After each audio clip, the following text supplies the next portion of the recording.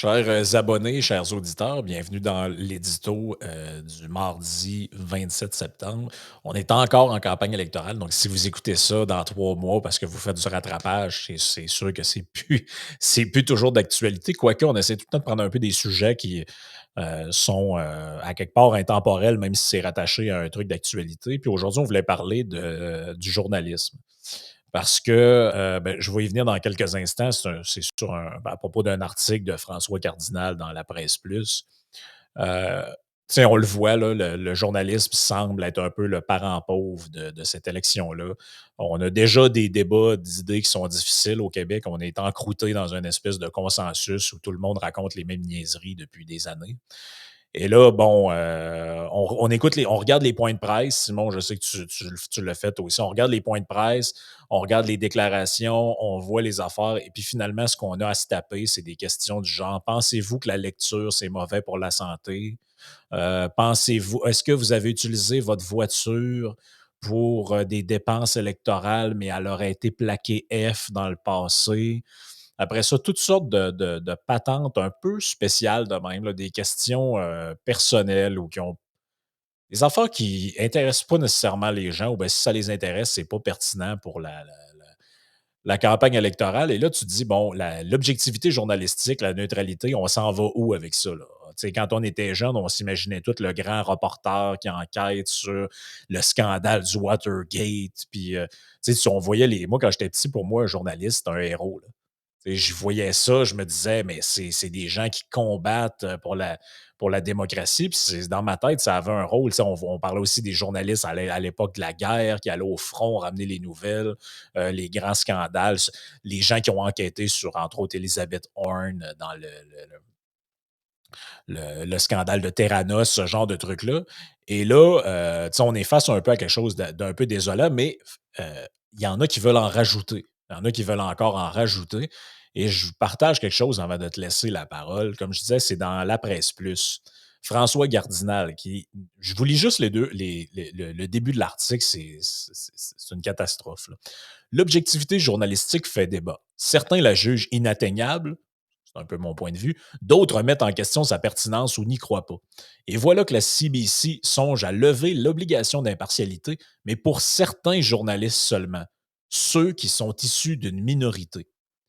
Et là, je passe un petit bout, là, mais ils disent, dans le but de démanteler le racisme structurel, là, je sais pas, d'habitude, c'est systémique, j'imagine que ça doit être la même chose, là, de la société, on voudrait permettre aux reporters, donc pas des journalistes d'opinion, de se prononcer publiquement en faveur de Black Lives Matter ou d'un mouvement autochtone afin qu'ils n'aient pas à laisser leur humanité à la porte.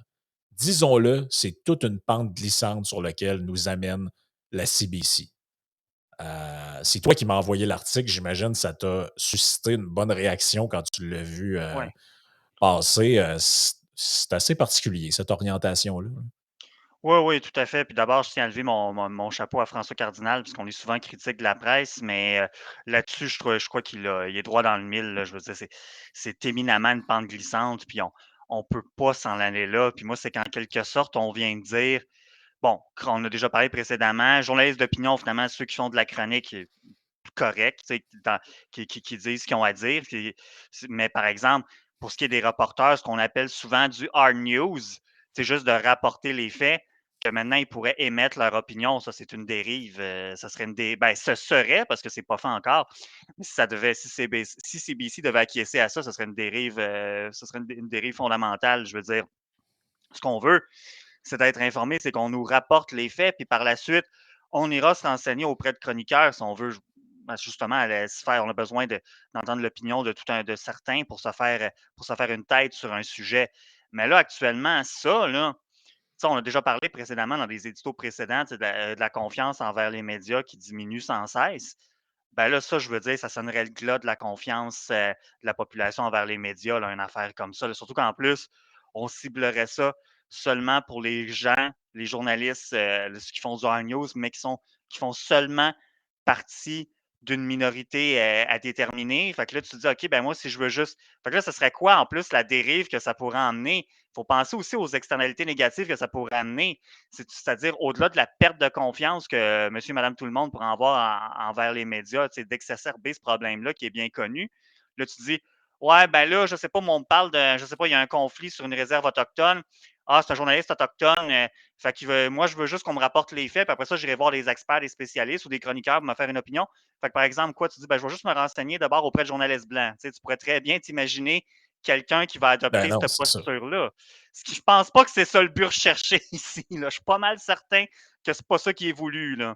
Fait que là, je me dis, non, non, on peut pas aller là. Puis au moins, de ce que je comprends dans l'article de François Cardinal, c'est que le côté francophone, Radio-Canada ne veut pas aller là-dedans. Là. Du moins, pour l'instant, il n'est pas question d'aller là.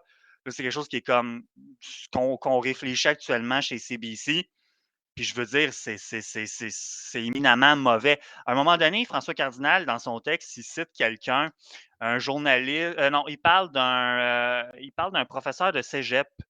Euh, il parle d'un professeur de cégep qui dit en gros que la neutralité journalistique, ça apparaît de plus en plus décalé par rapport au vécu de la population. Ça, c'est selon le prof de cégep, Philippe de Ouais. Grosbois, dans la collision des écrits, des récits, pardon, collision des récits. Je connais pas ça du tout. Ce texte-là, j'irai peut-être le lire. Je l'ai appris en lisant l'article, l'existence de ce livre-là. Mais moi, au contraire, surtout avec ce qu'on a vécu, je reviens de temps à autre là-dessus, ce qu'on a vécu dans ces dernières années. Je me dis, ben moi, au contraire, c'est plutôt la partialité médiatique qui est souvent décalée de notre vécu. Je veux dire, tu sais, si vous êtes pour verser dans l'opinion, puis ne faire que de l'opinion, ben, ça serait le fun de temps en temps que ce soit quelque chose qui me rejoint parce que moi aussi, je peux faire partie d'un groupe minoritaire. Oh, tu sais, ben, justement, tu sais, je suis un homme assez jeune, tu sais, je gagne assez bien ma vie. Bon, tu sais, je fais pas partie actuellement, le groupe majoritaire au Québec, c'est les boomers. Donc, on va beaucoup parler, tu sais, quand il y a des enjeux reliés à la santé, des enjeux reliés Ouais. au sanitaire ou même, tu sais, justement, tout ce qui est les enjeux de taxation et tout ça, on va souvent aborder ça, l'offre politique, puis la couverture va souvent être dans un angle qui s'intéresse davantage aux enjeux des aînés.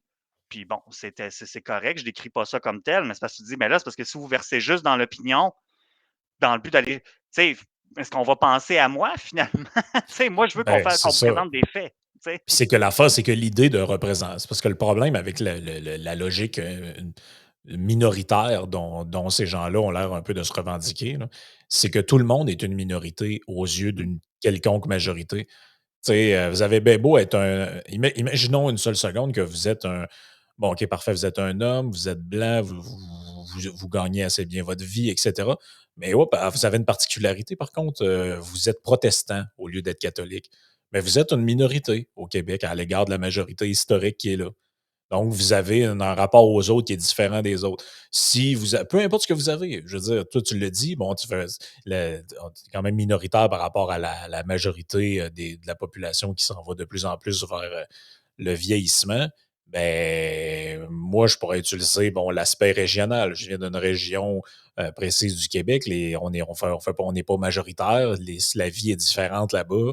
On est parfois traité avec mépris, etc. Donc, je pourrais aussi me victimiser avec ça, puis revendiquer un statut particulier. Mais ça veut dire quoi? Ça veut dire que moi, mettons, si j'étais journaliste, quand je traite les événements qui se passent au Saguenay-Lac-Saint-Jean, je vais avoir le droit de prendre parti de manière favorable à ce qui s'est passé là-bas avant mon devoir de rapporter l'information de manière à peu près factuelle.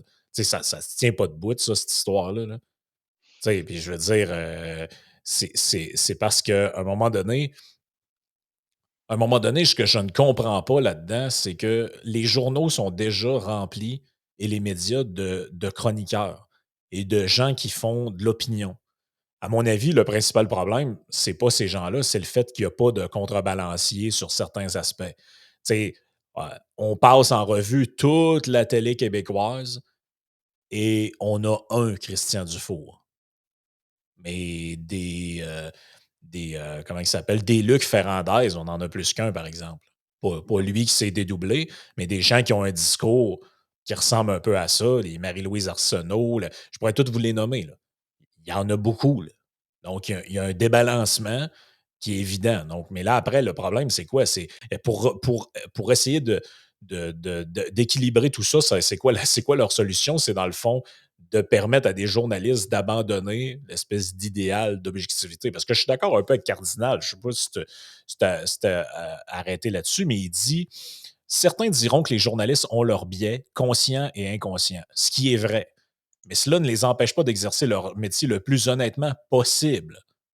Ça, l'affaire, Mhm. et là, il dit d'ailleurs, dans le guide des normes journalistiques de la presse, le mot objectivité n'apparaît d'ailleurs pas. On évoque plutôt la nécessité d'une démarche journalistique rigoureuse axée autour de la recherche de la vérité, de l'équité dans le traitement de l'information et justement de l'honnêteté. Bon, moi, personnellement, je trouve qu'un des problèmes, quand tu ouvres les journaux aujourd'hui, puis quand je dis journaux, ce n'est pas nécessairement en papier, c'est sur le web, là, tout le monde comprend, c'est que tu ne le sais pas d'emblée si la personne qui écrit est un journaliste ou un chroniqueur. Il n'y a pratiquement aucun moyen de le savoir, à moins de connaître les gens et de connaître leur parcours. Et même des fois, c'est entremêlé. Tout ça est entremêlé. Parce que pendant que tu parlais tout à l'heure, ça m'a rappelé Vincent Marissal. Vincent Marissal, qui est connu aujourd'hui pour être député de Québec solidaire. Vincent Marissal, il a un diplôme en journalisme de l'Université du Québec à Montréal. Il travaille d'abord comme journaliste là, de terrain pour Le Soleil, pour La Voix de l'Est et autres. Ensuite, pour la presse, il va être correspondant parlementaire pour l'information. Ça va être un journaliste plus de terrain. Par contre, on commence à le connaître comment? Parce qu'il devient, à un moment donné, chroniqueur politique. Entre autres, ça, les gens l'ont oublié, mais à l'époque, c'est un des principaux chroniqueurs, j'allais dire, pas anti-péquiste, là, mais très hostile à tout ce qui est indépendance du Québec, puis ce genre de thématique-là. C'est pour ça que ça a surpris tout le monde quand il est parti pour devenir député ou en tout cas candidat pour Québec solidaire après avoir essayé de l'être pour Justin Trudeau, soit dit Mhm. en passant. Mais quand tu regardes une personne comme ça, tu te dis, OK, mais lui, est-ce qu'il est journaliste ou leader d'opinion? Parce que là, la ligne est mince. Là. Puis pour les gens qui suivent l'actualité, là, puis qui se disent, ben moi je lis, mais les trucs d'opinion, ça ne m'intéresse pas, je veux juste lire c'est quoi qui s'est passé puis avoir un compte rendu. Ben, Mané, tu suis pendant 10-15 ans quelqu'un comme ça, et du jour au lendemain, il change de fonction dans le journal et maintenant, il devient chroniqueur politique. Tout ça, mais il y a des gens qui, je ne sais pas s'ils font nécessairement le lien OK, maintenant, c'est vraiment de l'opinion qu'il fait. Là.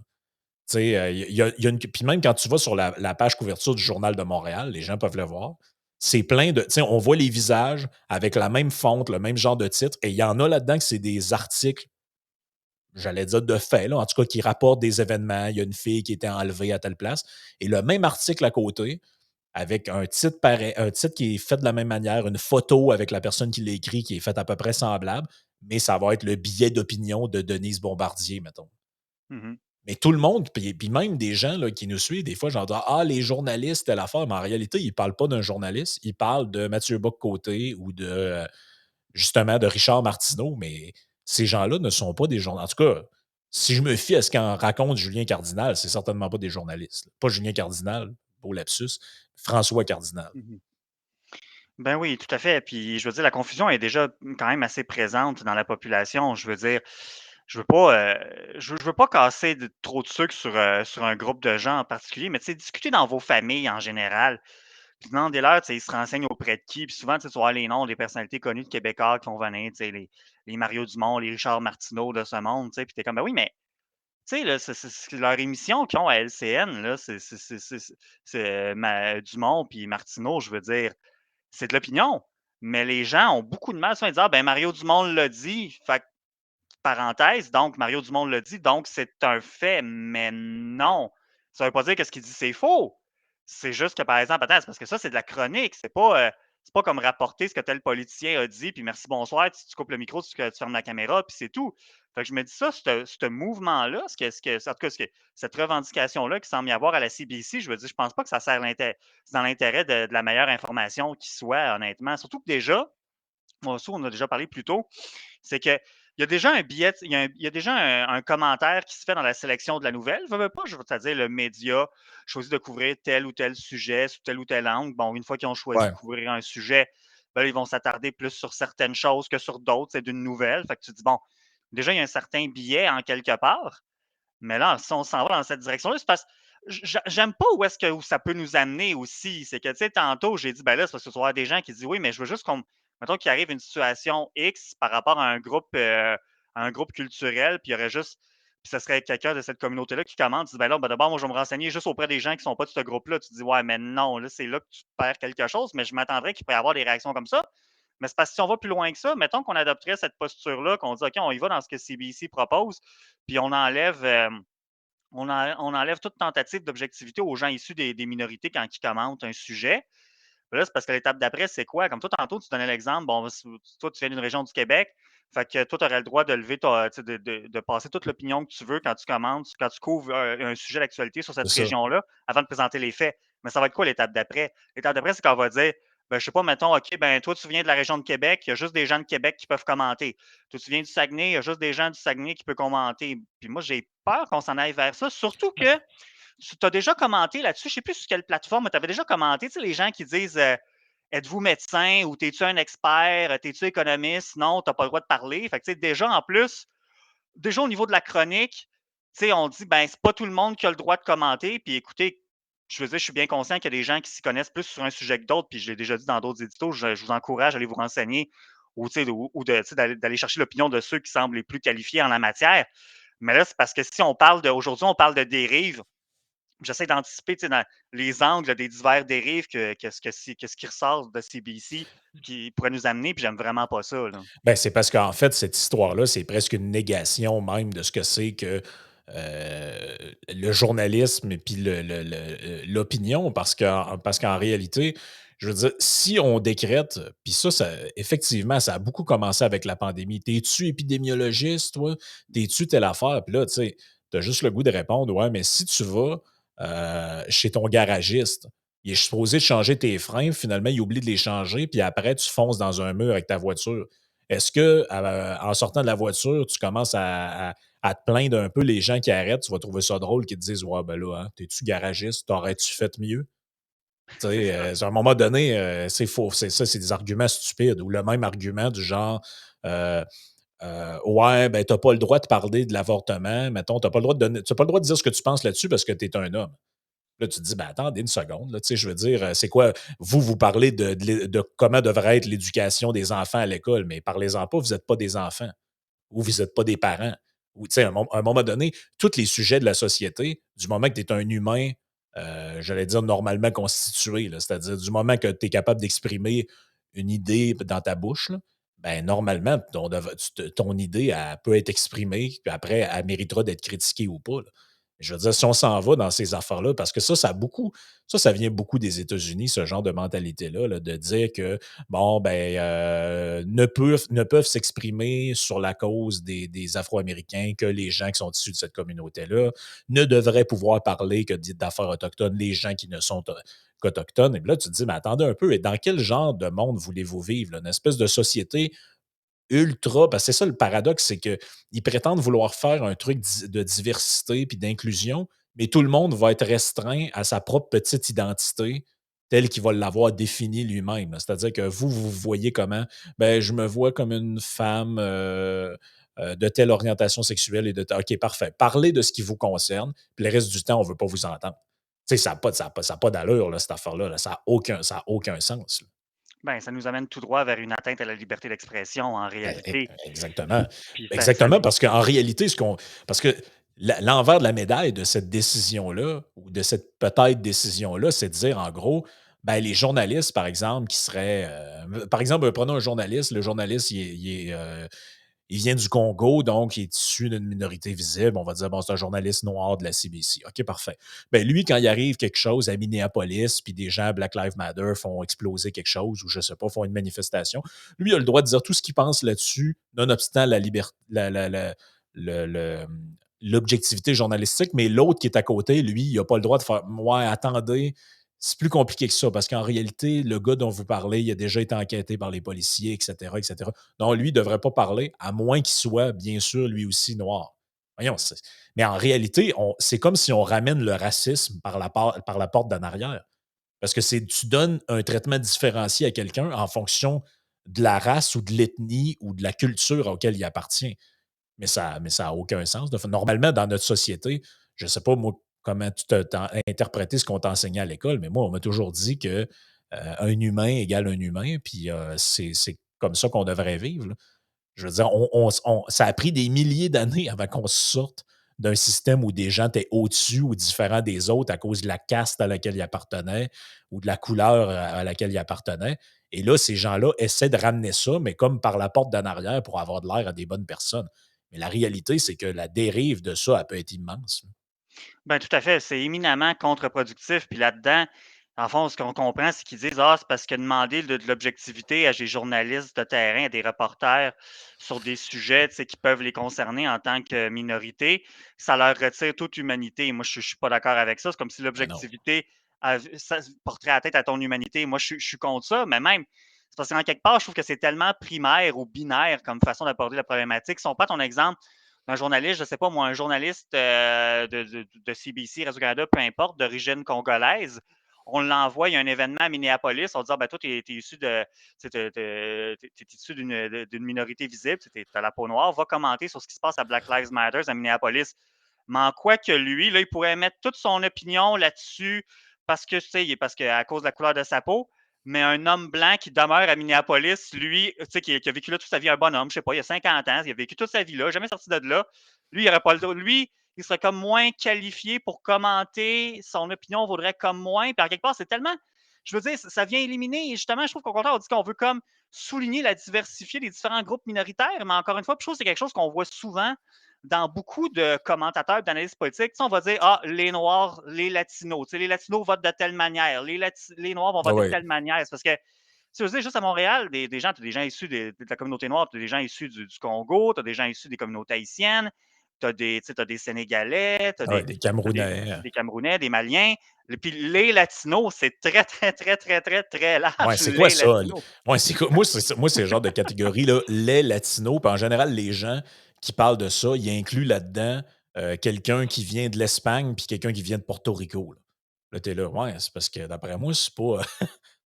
D'après moi, ils sont très différents là, dans leur manière d'être, puis de s'exprimer. Puis, tu sais, je veux dire, le Brésil puis l'Espagne, c'est pas la même place aussi. Là, tu Ouais, sais, ben là. c'est ça, tu as des erreurs de catégorie toujours comiques. Déjà, là, il y a le monde qui pense pas que le Brésil, c'est d'abord d'origine portugaise et non Ben d'origine oui, espagnole. ben oui, exactement. Ça, c'est comme le fameux les Arabes. Tu vas dire, ah, l'Iranien là-bas, c'est un Arabe. Non, non, les Iraniens, c'est pas des Arabes. C'est pas des Arabes. Tu sais. Fait que c'est comme, c'est qui va dire, OK, toi, tu es dans la bonne minorité. Premièrement, est-ce qu'on va te mettre dans la bonne catégorie? Toi, tu es Ben, dans une minorité, on va donner droit au chapitre et que j'aime Mais pas ça. ça amène à l'exemple un peu farfelu qu'il y avait eu il y a quelques. Je ne sais pas si tu te souviens, il y a quelques mois de ça, tu avais une madame dans une commission scolaire qui avait invité des étudiants et des gens à brûler des bandes dessinées. Je ne sais plus si c'était de Tintin ou d'Astérix parce que Ouais. ça représentait de manière raciste les Autochtones. Et puis, elle revendiquait le droit de faire ça parce que supposément, elle en était une. Sauf que le problème, c'est qu'il y a des journalistes qui ont fouillé un peu sur elle et il fallait remonter, je pense, qu'à la 10 générations avant de trouver un ancêtre autochtone. Donc, elle ne l'était pas du tout en réalité. Donc là, dans un monde normal, pour moi, quelqu'un, peu importe ton origine, tu aurais le droit de protester contre la représentation raciste si c'est ce que tu crois, puis les gens accorderont de la crédibilité à ta cause ou pas. Mais dans une logique identitaire et néo-racialiste, là, mais racialiste de gauche, comme ce qu'on voit, là, ben là, il y a usurpation d'identité, en fait. Là. C'est qu'en fait, cette femme-là, elle a usurpé un statut minoritaire. Elle s'est faite passer pour une victime, en gros, alors qu'elle ne l'était pas. C'est ça qu'on comprend là, puis ça ça amène à ce genre de truc-là, parce que là, mettons là, on reprend l'exemple du journaliste congolais. Là. Ben là, finalement, on va savoir que ouais, en réalité, il a toujours dit qu'il était journaliste puis qu'il est originaire du Congo, mais en réalité, il a été adopté et il a été, oui, il est né au Congo, mais il a été adopté par une famille de Blancs québécois. Il a été élevé dans le privilège blanc comme les autres. Donc, en réalité, il ne devrait pas avoir le. Tu comprends que c'est sans fin, ce genre Ah, de c'est truc-là. ça, là. C'est complètement sans fin. Là. Ça peut amener à tellement de dérives que tu te dis, mais pourquoi aller là, en fait? Là? Je ne comprends pas la nécessité d'aller là. Puis, tiens, je pense qu'on va parler de ça dans le. On va s'en aller sur Patreon, puis on va parler de ça. On dirait que ça nous amène à mieux comprendre. Ici, on dirait qu'on ne comprend pas pourquoi, par exemple, les candidats conservateurs ressortent souvent au fédéral l'idée de defund de CDC. Là.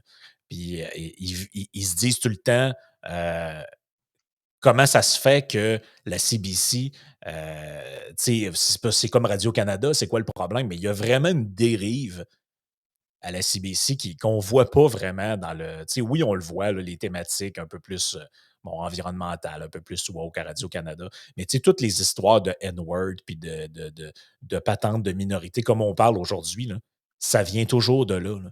Ce média-là semble avoir un problème.